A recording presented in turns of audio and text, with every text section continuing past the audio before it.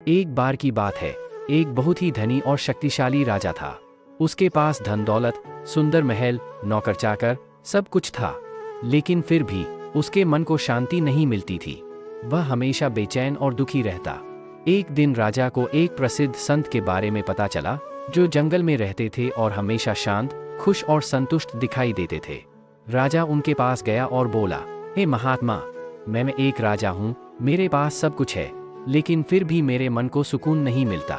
कृपया मुझे सच्ची शांति पाने का रास्ता दिखाइए। संत मुस्कुराए और बोले, राजन, शांति पाने से पहले तुम्हें जीवन को समझना होगा।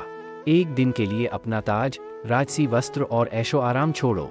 एक सामान्य इंसान की तरह एक दिन जंगल में बिताओ, बिना किसी नौकर, बिना किसी सुविधा के। राजा ने संत की बात मान ली। अगले दिन वह साधारण वस्त्र पहनकर जंगल में गया।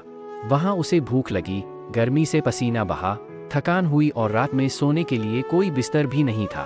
उसे एक पेड़ के नीचे ही सोना पड़ा। उस रात राजा को जीवन की सच्चाई का एहसास हुआ। अगले दिन वह फिर से संत के पास पहुंचा और बोला, महात्मा जी, अब मैं समझ गया असली जीवन क्या होता है और कितनी मुश्किलें झेलते हैं आम लोग। संत ने कहा, राजन, जब तक तुम दूसरों का दर्द नहीं समझोगे, तब तक तुम्हारा अपना दिल शांत नहीं होगा। सच्ची शांति दूसरों के लिए करुणा और समझ से आती है, ऐशो आराम से नहीं।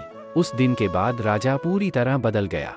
वह न्यायप्रिय, दयालु और समझदार बन गया, और तभी से उसे अपने मन में सच्ची शांति और संतोष महसूस हुआ। सच्ची खुशी दूसरों के दुख को समझने, सहानुभूति रखने और सरलता से जीने में है, न कि ताज और महलों में।